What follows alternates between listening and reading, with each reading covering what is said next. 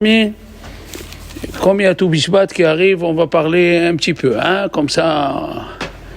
Le Midrash, donc Kedoshim, nous lit, nous apprend, on a une misva qui tavo el haaretz, quand vous viendrez en terre d'Israël, un ta'atem kol ha'etz ma'achal. C'est une misva de planter un arbre.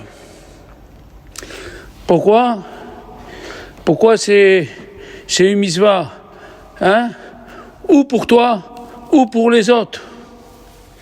D'accord? Pourquoi? S'il y a quelqu'un, le Chinuch, il dit, s'il y a quelqu'un qui a faim, il trouve un arbre à côté, il mange.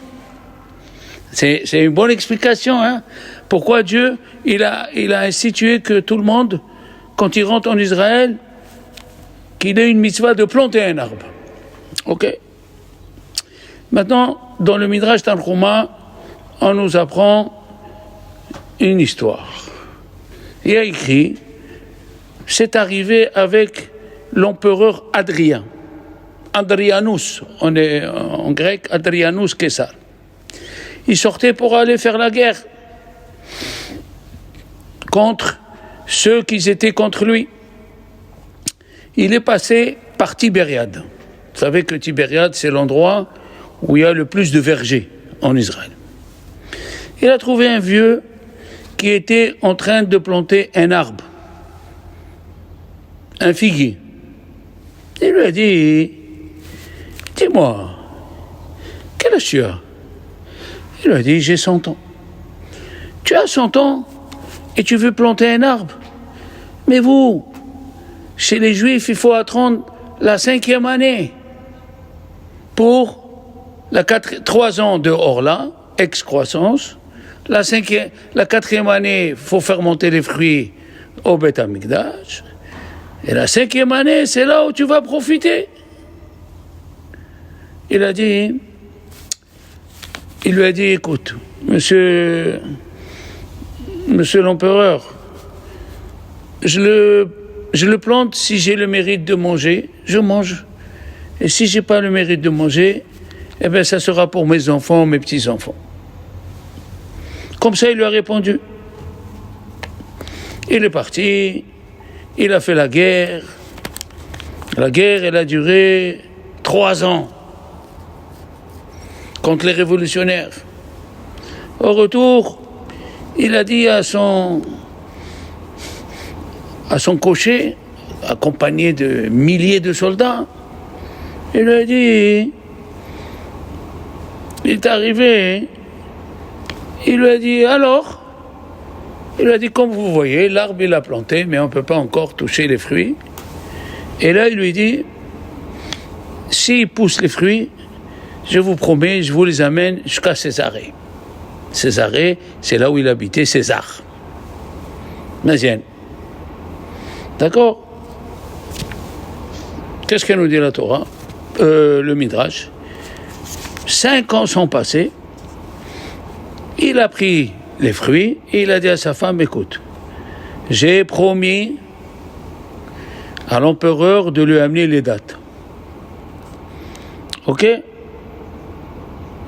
Il a pris les fruits et il est parti sur son âne à 100. Il avait déjà 100 ans, donc ça fait ses 105 ans. Il est parti, il est arrivé à Césarée. Il est arrivé devant le palais.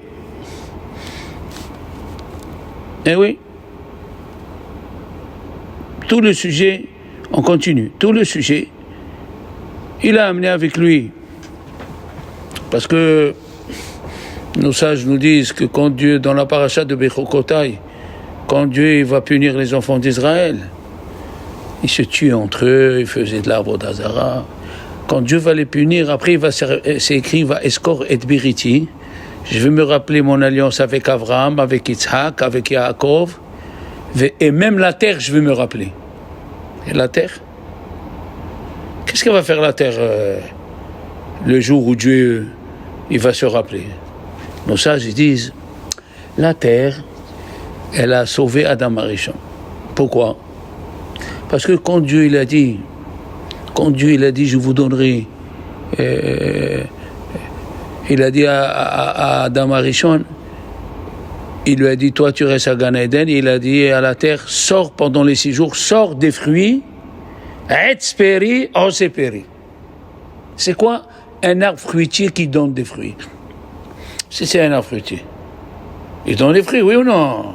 Un arbre fruitier. Ça veut dire, il dit le Midrash, Dieu il voulait que la terre elle donne un arbre, que l'arbre et le fruit ils sont mangeables. Ah, Etsperi, Oseperi. L'arbre il est mangeable et le fruit est mangeable. Et la terre elle a désobéi. Elle a désobéi, c'était le 3e jour. Elle a désobéi. Il n'y a qu'un arbre qui est sorti avec le fruit. Et l'arbre, ils ont le même goût. C'est qui? C'est l'arbre du Etrog. Comme ça, ils disent nos Chachamim. En attendant, qu'est-ce qu'il a dit Dieu? Je me rappellerai d'Abraham, Isaac et Yaakov et de la terre. Ça veut dire l'ange de la terre, il est venu nous faire l'avocat.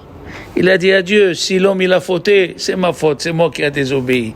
Donc quand tu as pris la terre pour construire l'homme le vendredi, tu as pris une terre qui était révolutionnaire. Elle est venue nous, parler pour nous. D'accord? Continuons. Il est venu, il s'est mis à la porte du palais. Il a dit à Adrien, les gardes ont dit qui tu es? Il a dit voilà, je lui ai dit, je lui promets. Il a dit attends, on va rentrer, on va demander. Ils sont rentrés. Ils ont dit il y a un monsieur que tu es passé, tu lui as dit pour un figuier, un vieux. Quoi? Il est là, fais-le rentrer. Faites-le rentrer. Il est rentré, ils l'ont fait asseoir, il l'a fait asseoir sur une chaise en or. Il lui a dit, tu m'as tellement étonné, tu as planté, tu es toujours comme ça, tu as fait pour les autres, extraordinaire. Mamash. Qu'est-ce qu'il a fait? Il a dit à son général, enlève les fruits, et remplis-lui le panier avec quoi il est venu, remplis-lui de l'or et de l'argent. Il lui a rempli. Il est arrivé chez sa femme, il lui a dit, Rivka, sors, comme je t'ai dit, voilà, le bon Dieu nous a donné, on va changer de maison, tu vas faire la cuisine que tu veux, téléphone à l'agence de voyage, on va faire le voyage de noces, il a 105 ans, on va tout faire.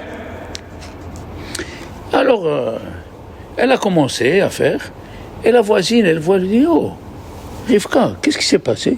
Elle a dit, voilà, voilà et voilà. Qu'est-ce qu'il a fait le mari?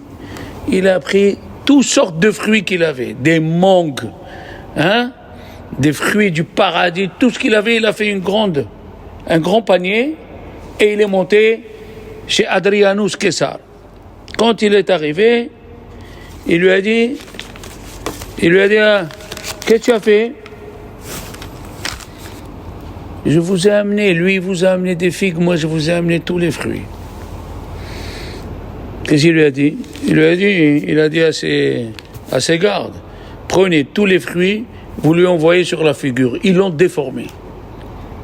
Il est arrivé chez sa femme, elle lui a dit, Rivka, qu'est-ce qu'il y a? Elle lui a dit, voilà et voilà et voilà. Ça veut dire, le Midrash, il nous raconte quelque chose. Mais quelle est la morale? Le Midrash, il ne raconte pas des histoires à dormir debout. Il y a quelque chose. Il a dit, même Dieu, il a planté un arbre. C'est écrit, Hashem, Vaïta Hashem Etz Began Eden. Même Dieu, il a planté un arbre, tellement l'arbre, il est important. Vaïta Hashem Etz Began Eden. Eh oui. Et nous savons que chaque personne, la Torah, elle a dit, chaque personne, elle est un arbre. Parce que c'est écrit dans la paracha de Devarim, qui a Adam Etz Hasadeh. La personne, c'est un homme ou une femme. Quand on dit Adam, c'est un homme ou une femme. Qui a Adam Etz Hasadeh. C'est l'arbre du champ. On a l'arbre, il a les racines, le tronc et les fruits. Eh bien, on est comme un arbre. Les racines, c'est les pieds, ou c'est ses pieds. Le tronc, c'est le corps, le cœur. Et les fruits, c'est c'est avec les yeux, tu pries, tu vois le livre, tu écoutes du vrai Torah. D'accord? Qui Adam Etz Hasadeh. Nos Chachamim, ils ont dit, écoutez bien, vous allez voir, on ne sort pas du sujet. Tous les jours, à la fin de la prière, il y a 10 commémorations qu'il faut se rappeler tous les jours. Asara Zechirot. Parmi eux, rappelle-toi, Ishamer Lecha Pentishkach et Adevarim Asher Ra'u Einecha. Rappelle-toi le jour du don de la Torah. Tous les jours, on doit se rappeler. C'est écrit dans le schéma. Ve'ayu Adevarim Ale Asher Anochim Tzavecha Ayom. Vous faites le schéma ou non? Écrivez Ahavta et Hashem Elokecha bechol levavecha bechol nafshecha bechol modecha. Ve'ayu Adevarim Ale, ces paroles-là, Asher Anochim Tzavecha, que je t'ordonne Hayom. Pourquoi Hayom? Mais la Torah, elle a été donnée il y a 2400 ans. Il a dit non. Tous les jours, quand tu étudies la Torah, c'est comme si elle vient d'être donnée. D'accord? Tu dois faire en sorte comme si on vient de te la donner. Et le Ramban, il dit, Rabbi Moshe Bar Nachman, le Nachmani, il dit, c'est une mitzvah positive de se rappeler de matin Torah tous les jours.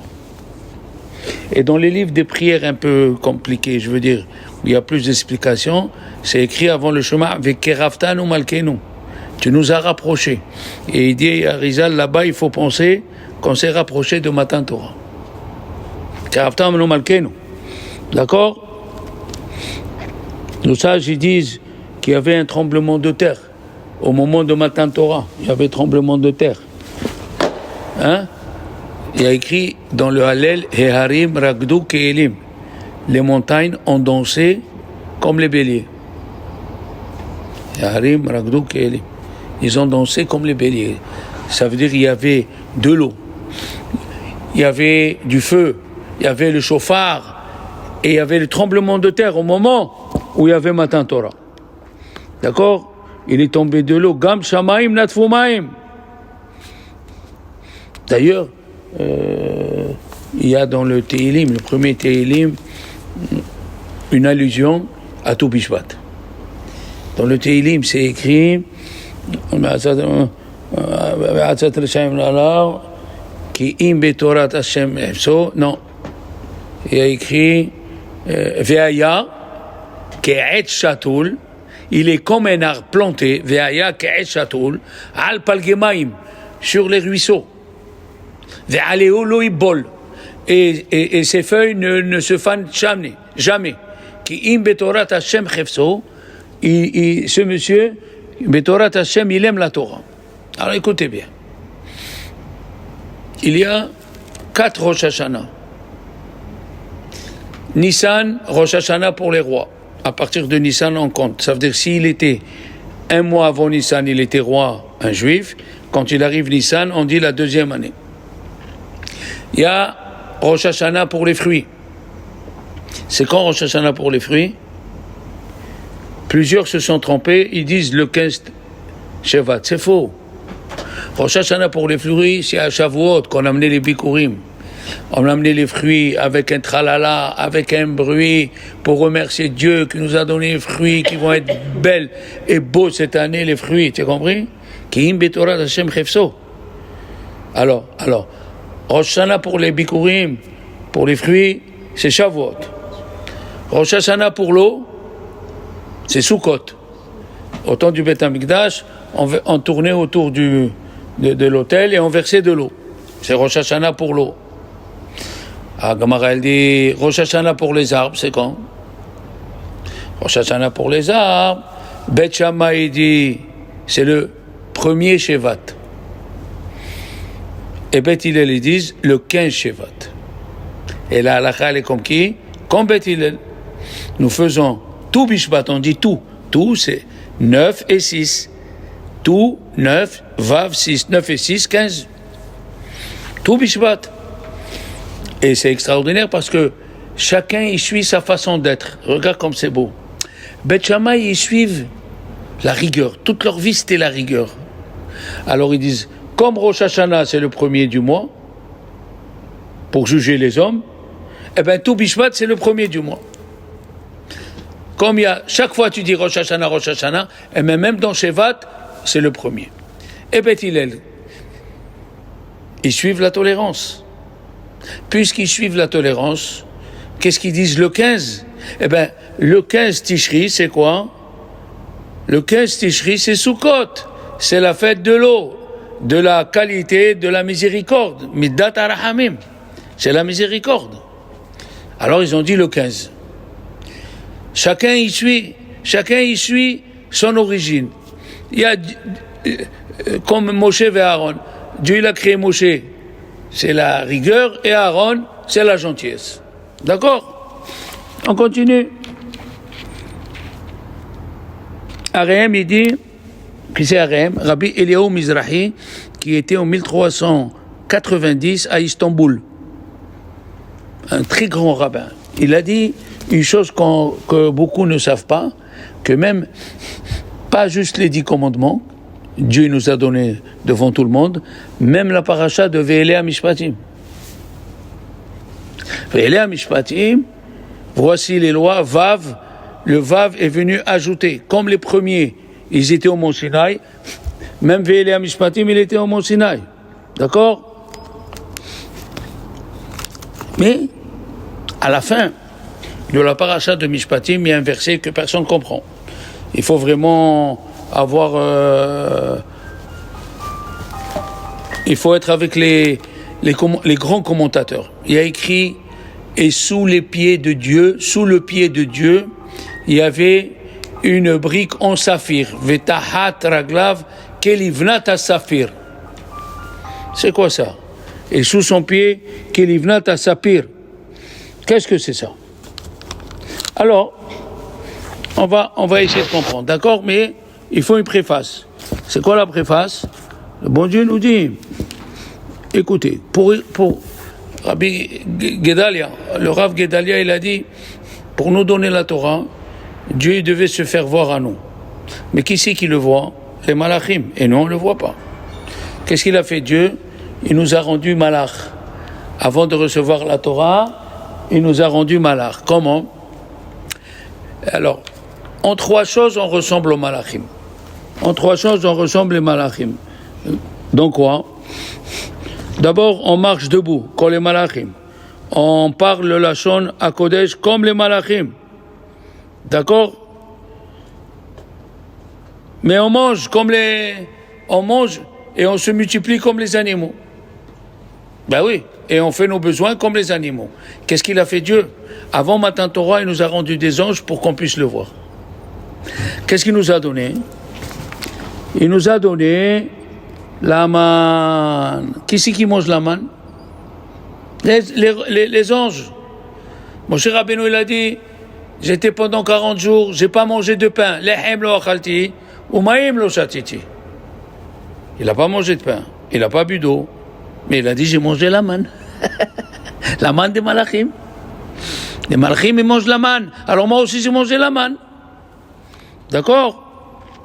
Alors, pour recevoir la Torah, qu'est-ce qu'il a fait Dieu? Il nous a dit, on se sépare des femmes.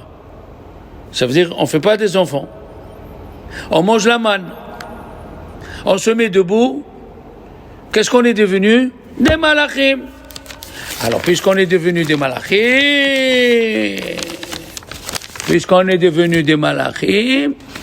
alors dans ce cas-là, on peut recevoir la Torah. D'accord? Esther aussi, elle a dit, jeûnez pour moi, tsumu alay, al tishtu ve al tuchlu. Jeûnez pour moi, ne mangez pas et ne buvez pas. Mais si tu jeûnes, tu bois pas et tu manges pas. Il faut faire attention quand la Torah elle parle. D'accord? Il leur a dit, ne mangez pas la matzah ni ne buvez pas le vin. Ils ont jeûné à Pessah. Esther, elle a dit à Mordechai, tu fais un jeûne collectif, 3 jours, on ne mange pas la matzah et on ne boit pas du vin. Et Mordechai, il a demandé à tous les rabbins qui étaient là-bas, et ils ont dit d'accord. Donc c'est pas une répétition. Ok? La même chose pour Moshe Rabbeinu, je vous ai dit, il mangeait la manne. Mais les Juifs, est-ce qu'ils aimaient la manne, les enfants? Ils n'aimaient pas. Michel, 1-0. Il a dit, Katsnu milechem akelokel. On ne veut pas ce pain. Pourquoi? Parce que ce pain, il dévoilait le matin devant tout le monde s'il a fait un péché la journée ou pas. Parce que le pain, il était selon les degrés de la personne. Si le monsieur il était tzaddik, comme Moshe, comme Aaron, il trouvait la manne à la porte de la maison. S'il n'était pas... il était un peu plus loin. Et s'il était rachat, il était à 2,5 km. Alors quand il revenait en retard, oui, il a amené la manne, sa femme lui a dit, alors quel péché tu as fait hier soir? Avec qui tu t'es disputé? Qui tu as frappé? Alors ils ne voulaient pas la manne, parce que la manne, elle leur prouvait le péché qu'ils faisaient. Comme au temps de Harizal, les gens ne s'approchaient pas de lui, parce qu'ils voyaient sur le front l'alphabet, et si une lettre elle était éteinte, il lui disait, tu as fait tel et tel péché. Il y avait un monsieur, il s'appelait Rabbi Moshe Galanti, et Rabbi Abraham Galanti. On l'appelait Galanti parce qu'il allait en Italie, il venait bien habillé. Il était un homme élégant. Galanti, élégant. Alors il est parti chez Harizal, il avait une manufacture où il faisait des pantalons, des jeans, une sorte de jeans comme ça. Il lui dit, Arabe, regardez mon front. Il voit son front, il lui dit, ouh, tu as volé aujourd'hui. Volé? Oui, le guimel, il est éteint. Il est parti chez ses ouvriers, il a mis l'argent sur la table, il leur a dit, si j'ai volé à quelqu'un, qui prend? Et les ouvriers se sont mis à pleurer. Qui c'est qui va nous voler? Qui c'est qui nous a? Toi, tu vas nous voler, tu nous donnes les vacances avant les vacances, tu nous donnes la paye le 25 du mois, et si on a manqué, tu fais semblant qu'on n'a pas manqué. Ils se sont mis à pleurer. Comment, vous, un patron comme vous? Il y a une femme, elle s'est levée. Elle est venue, elle a pris quelques pièces. Elle lui a dit, ma fille, je t'ai volé. Il lui a dit, non, tu m'as pas volé, mais tu m'as pas payé à ma valeur. Explique. Il lui a dit, tous les autres ouvriers, rien qui coupent le tissu. Moi, je brode. Je m'esquinte les yeux plus que les autres. Il lui a dit, tu as raison. Il lui a ajouté. Après-midi, Aminha, il est venu chez Harizal. Il lui a dit, Arabe. Il lui a dit, ouh, tout est clair chez toi aujourd'hui. Tout est clair. Il a dit, ça va, j'ai réparé. Alors, nos chachamim ils disent, c'est pour ça qu'ils ne voulaient pas la manne. Eh oui. Il y a écrit, Rabbi Abraham Galinsky, Rabbi Yaakov Galinsky, il dit, c'est écrit dans le verset, Vaya'ancha, il t'a fait souffrir, Vayar'ibecha, il t'a affamé, Vaya'ancha, Vayar'ibecha, Vayachilcha et aman, il t'a donné la manne. Mais s'il t'a donné la manne, il t'a pas fait souffrir. C'est quoi ce pléonasme-là? Vaya'ancha, Vayar'ibecha, il t'a fait souffrir, il t'a fait affamer, il t'a donné la manne. Il dit non, le Rav Galinsky il a dit parce qu'il faut aller plus loin.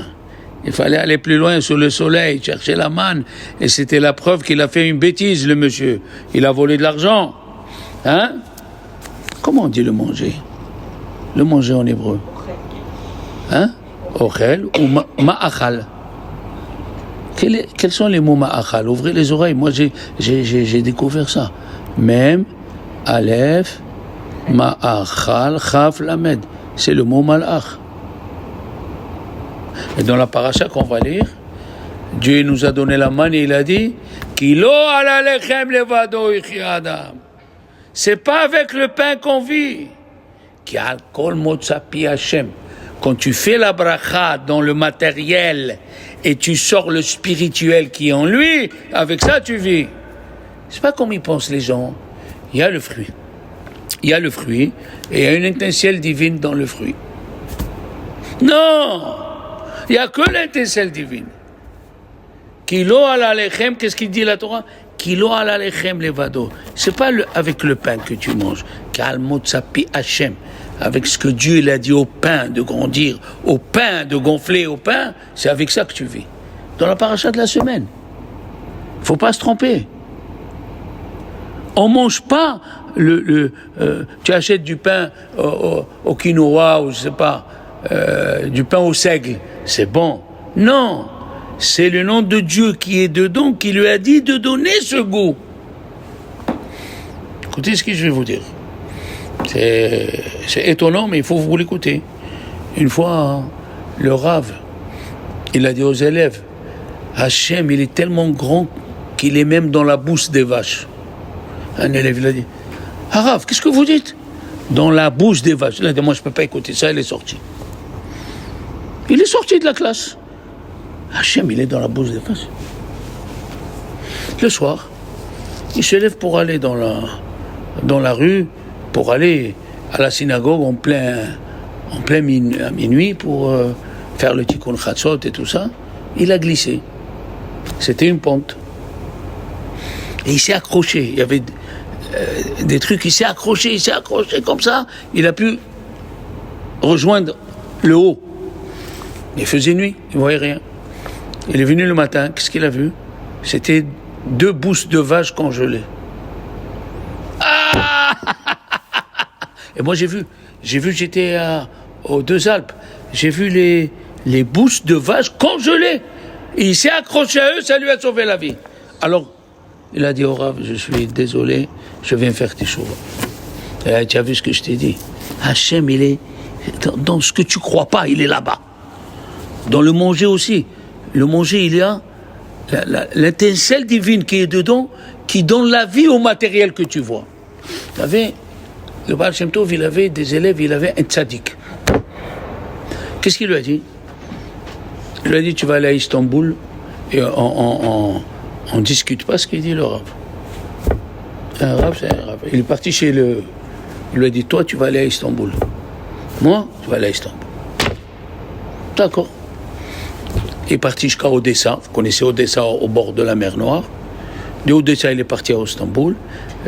À Istanbul, il a pris un bateau pour aller à l'île. Le bateau, il lui est arrivé une avarie. Il a accosté devant une île. Il a accosté devant une île. Il a accosté, il est sorti. Et le capitaine, il a dit, quand je sonne 3 fois, tout, la 3e, je m'en vais. Et lui, il a vu des beaux fruits, il s'est laissé entraîner. Belle golden, belle banane, jaune, grande, des bouts de belle pêche, juteuse, et lui, il avance. Et l'autre, il avait tout, le 3e tour, le bateau, il est parti. Le temps que lui, il revient, il voit le bateau, il est parti, il s'est mis à pleurer. Il a dit, bon, j'ai les fruits. Il s'est mis à manger les fruits qu'il trouvait. Tac, tac, tac. Après 1 mois, le bateau est revenu. Et lui, il était au bord de l'eau. Il est sorti le capitaine. Shimon, où tu étais, Shimon? Rien que tais-toi, tu m'as laissé dans une salade de fruits, je te dis pas. Il l'a pris, l'a embrassé. Il est monté. Il est reparti à Istanbul. Il est remonté à Odessa. Et de Odessa, il est parti à Mezrich, là où il y avait le Baal Shem Tov. Il arrive, il a dit à Rav, qu'est-ce que vous avez fait? Qu'est-ce que vous m'avez fait? Quel péché j'ai fait? Il a dit, assis-toi. Il a dit, sache qu'il y a des âmes qui étaient emprisonnées dans les fruits et ils attendaient depuis la création du monde que quelqu'un vienne les sauver. Et moi, j'ai trouvé parmi les élèves qui sait qui fait la bracha doucement et qui sort l'âme du fruit, c'est toi. Tu sais combien d'âmes tu as sauvées?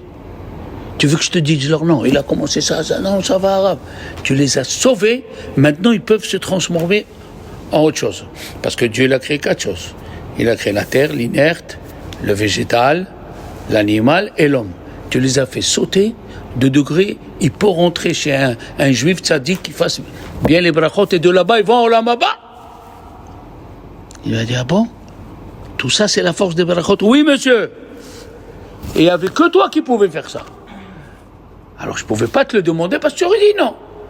Qui c'est qui accepte? Il est à Mezrich, en plein milieu de Pologne. Tu vas aller dans une île en Grèce. À l'époque, c'était tout à Dodan. Vous me suivez? Ouais. Dans le Pirkei de Rabbi Eliezer, il y a écrit, donc Malach, revenons, Malach c'est Ma'achal. Ce que tu manges, c'est un Malach qui l'a créé. Et tu dois donner la force à ce Malach quand tu fais la bracha, et il t'aide. Quand tu vois qu'il y a un problème et tu as la solution, toi tu crois que c'est toi qui as trouvé la solution. C'est le malach qui est rentré dans ta tête. Avec l'âme que tu as sauvée, qui te donne les idées qu'il faut. Faire la bracha doucement. Doucement. Et comme c'est extraordinaire, la Mishnah l'a dit, Rosh Hashanah la Ilan. Oh, il n'y a pas écrit Rosh Hashanah la Etzim ou Rosh Hashanah la Ilanot. Il n'y a pas écrit ça. Pourquoi? Parce que Ilan, c'est la Gamataria de 91. Et 91, on l'a déjà plusieurs fois dit, c'est l'association de Amen. Et c'est l'association de deux noms de Dieu, Yud Ke Vav Ke et Adnout. Hein? C'est quoi? Mon fils, il s'appelle Ilan. Alors, Ilan, c'est la Gematria 91. Et 91, c'est quoi? C'est l'association de deux noms de Dieu, Yud Ke Vav Ke et Adnout. D'accord? 91. Quand tu fais la bracha bekavana, tu fais le tikkun à ce fruit-là. On va voir de quel tikkun on parle. Il y a écrit la Ilan. Oui, la Ilan. La Ilan. À l'arbre. Mais de quel arbre on parle? On va voir. Les Chachamim, ils disent, eh oui,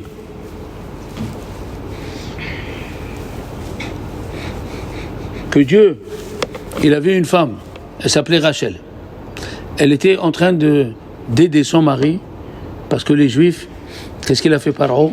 Pour pas qu'ils se sauvent, il leur a donné du travail en plus, 400 briques par jour. Vous allez apprendre des choses sur la Haggadah fantastique. Et pour la personne qui ne pouvait pas finir les 400 briques, il recevait des coups.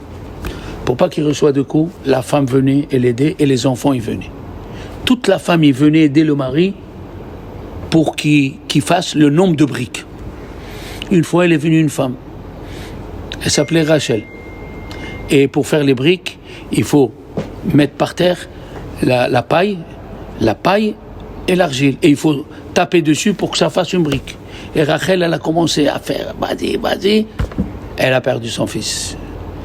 Dans la boue, dans l'argile, et son fils il s'est mélangé et ils l'ont mis dans le mur. Alors Dieu, il a dit à l'ange Gabriel, fais-moi une brique en saphir, c'est une image. Fais-moi une brique en saphir et mets-la-moi sous mon pied. Qu'à chaque fois, je vais me rappeler des souffrances de mes enfants. Comme Dieu, il a dit, il est apparu à Moshe Rabbeinu, dans quoi il est apparu? Un buisson ardent. Et Moshe, il a dit, il n'y a pas une autre chose où tu peux? Il a dit non. C'est écrit dans le Télim, je suis avec lui dans son malheur. Je suis avec lui dans son malheur. Que ça me rappelle, et quand ils ont vu ça, les Juifs, quand ils ont reçu la Torah, ils sont devenus des anges, comme on a dit, ils ont pu voir Dieu, et ils ont vu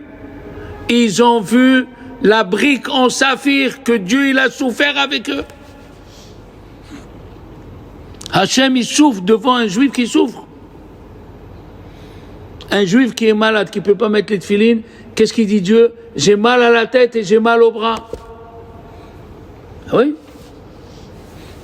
Mamash, pourquoi on l'appelle? Et pourquoi il a pris le nom en saphir? Parce qu'en hébreu, Shafir, c'est le placenta. Et Sapir, c'est le saphir. Pour qu'il y ait un nom qui ressemble à ce qu'elle a perdu, Rachel, il lui a dit, mets-moi saphir. Mets-moi du saphir. Eh oui. Il a dit, Rabbi Abraham Sabah, dans son livre, c'est l'or à mort, et Rabbi Yitzhak Karo, ils ont dit de Moshe Rabbeinu, il n'y a pas eu une grande préface pour savoir d'où il vient, de quelle famille, tout était anonyme. Vaikach ish mi bet Levi, un homme de la maison de Lévi, Vaikach ish mi bet Levi, Vaikach et bat Levi. Mais juste après, il a écrit qui c'était. C'était Yochevet et Amran. Pourquoi ici tu le dis anonyme? Parce que Dieu il voulait cacher, mon cher Rabbeinu. Quand tu dévoiles quelque chose, vous le savez bien qu'il y a l'œil. Il a dit à Rav Aaron Shterman, même si tu as les moyens, ne fais pas une grande fête pour le mariage de tes enfants. Ne fais pas, ils voient. Il y a l'œil qui voit. Ils te mettent l'œil. Aïe, aïe, combien d'invités, combien de serviteurs, combien de whisky, combien de vin. Les gens, sans le vouloir, ils te font le mauvais œil, sans le vouloir. Alors, qu'est-ce qu'on sait de Moshe Rabbeinu? Le premier jour, il est sorti, Vayetze les Hav. Il est sorti voir ses frères. Ils leur ont levé le poids qu'ils avaient sur eux, ils le mettaient sur lui. Il a dit, je sors pour vous, je sors pour vous. Moshe Rabbeinu. Après, il avait un Égyptien qui a tapé un Juif. Il a vu la descendance de l'Égyptien, il n'y a rien de bien qui allait sortir de lui. Il a tué l'Égyptien. Il s'est sauvé. Pourquoi? Parce que Datan va venir, il lui a dit, pourquoi tu frappes ton ami? Il lui a dit, tu veux me tuer comme tu as tué l'Égyptien? Et comment il a tué l'Égyptien, mon cher Rabbeinu? Avec Shem HaMeforash. Shem HaMeforash. Le nom de Dieu ineffable. Un grand nom de Dieu. Il lui a dit, tu veux me tuer comme tu as tué l'Égyptien? Il a dit, maintenant je sais pourquoi que les Juifs ils souffrent en Égypte, ils parlent la Shonara. Il est parti d'Atan Vaviran et ils ont dit à Paro, voilà ce qu'il a fait Moshe. Il a fait Moshe, ils l'ont pris, ils l'ont mis debout dans un poteau, ils l'ont attaché, et le bourreau il a pris le couteau, il lui a mis ici. Et il tapait, et il n'arrivait pas, parce que c'est écrit dans Shirachirim, Tsavarer Kemigdal Hashem. Ton cou ressemble à du marbre. Son cou est devenu marbre, le couteau s'est cassé, Moshe Rabbeinu il s'est sauvé. Chez qui il est venu? Il est venu devant le puits où il y avait les filles d'Yitro. D'accord? Qu'est-ce qui s'est passé? Les bergers, ils n'aimaient pas les filles d'Yitro, parce qu'Yitro, il a arrêté d'être le pape. C'était le pape de Midian. Qu'est-ce qu'ils ont fait les bergers? Ils ont rempli les filles d'Yitro, ils ont rempli dans leur outre, oui, en hébreu, ha-soket. Ils ont rempli, qu'est-ce qu'ils ont fait? Eux, ils ont pris l'eau. Et après, qu'est-ce qu'ils ont fait? Ils ont pris les filles d'Yitro, ils les ont jetées dans l'eau. Et les filles d'Yitro, ils sont venus de bonne heure, parce que Moshe les a sauvés, et ils ont dit à Yitro, Ish mitzri hitzilanu, parce qu'Yitro, il a dit, pourquoi vous êtes venus de bonne heure? Il a dit, Ish mitzri hitzilanu, un Égyptien nous a sauvés, vegam dalo dalalanu, il nous a sortis du puits. Alors, Moshe Rabbeinu, il a dit, Ish mitzri, un homme égyptien? Non, c'est pas moi. C'est l'Égyptien que j'ai tué qui a fait de sorte que je suis venu. Et je m'étais là, non. D'accord? Qu'est-ce qu'on voit d'ici? Que mon cher Rabbeinu, on connaît que 3 histoires. Il est sorti voir ses frères, il a tué l'Égyptien, et il est allé chez Yitro, il a sauvé les filles de Yitro. Il a dit Rabbi Chaim Vital. Pourquoi Dieu il a sauvé il a mis Moshe Rabbeinu dirigeant. Pourquoi il n'a pas laissé Aaron? Aaron, Oev Shalom, Verodev Shalom. Aaron, il faisait la paix aux gens. Pourquoi il n'a pas laissé? Ish Mitzri Tzilanu. Pourquoi il n'allait pas laisser Aaron, que tous les Juifs croyaient dans Aaron? Il a dit Rabbi Chaim Vital. Vous ne connaissez pas la 3e histoire de Moshe Rabbeinu? Il était berger. Et il a vu un petit mouton qui s'est sauvé, qui est parti boire. Il a couru derrière, il lui a parlé. Si tu avais soif, si je savais que tu avais soif, je ne t'aurais pas laissé. Il l'a mis sur ses... Hein? C'est bon, une petite chèvre comme ça, tu la mets sur toi. Un petit mouton, tu le mets sur toi, c'est beau. Hein? Il lui a dit, si je savais. Il lui a dit, mon cher Rabbeinu, tu as pitié de mes enfants. Je donnerai la paracha de Mishpatim par toi. Et qu'est-ce qu'il y a écrit à la fin de la paracha de Mishpatim? Et sous les pieds de Dieu, il y avait la brique. C'est quoi ça? Alors écoutez bien. Nos Chachamim ils disent, Moshe Rabbeinu n'a été choisi que pour une qualité qu'il a. Nosé be'ol im chavero. Il aidait ses frères à supporter le joug. Il supportait comme Dieu qui s'est fait apparaître dans le buisson ardent. Nosé be'ol min chavero. Eh oui. Et maintenant vous allez comprendre pourquoi Adrien il a donné au premier de l'or. Vous vous rappelez l'histoire? Ah, tu n'étais pas là. Tu te rappelles l'histoire, le premier vieux l'empereur, il lui a donné plein d'or et d'argent, et le deuxième, non. Pourquoi? Parce que le premier, il a dit, le vieux, il a dit, si je ne profite pas moi, il y aura des autres qui vont profiter. Tandis que le deuxième, il est venu pour l'argent. Ça veut dire, Dieu, il ne choisit pas quelqu'un pour sauver le peuple d'Israël que si c'est quelqu'un qui ne prend pas de crédit pour lui.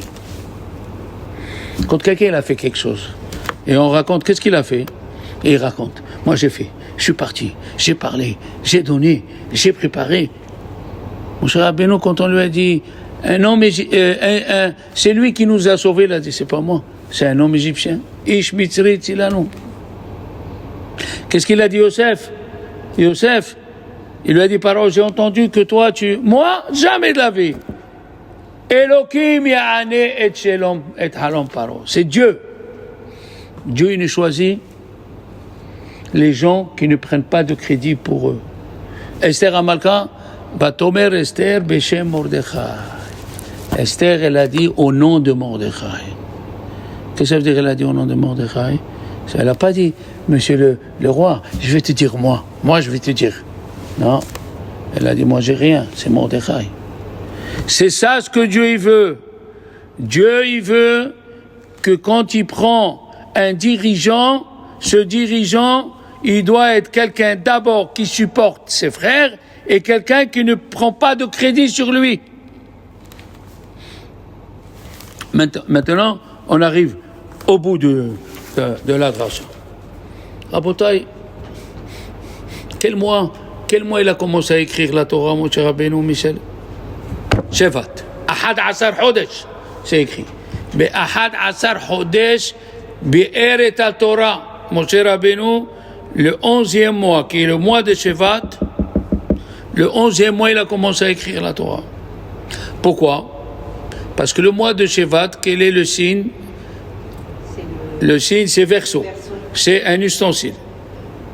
La Torah, c'est de l'eau. Verso.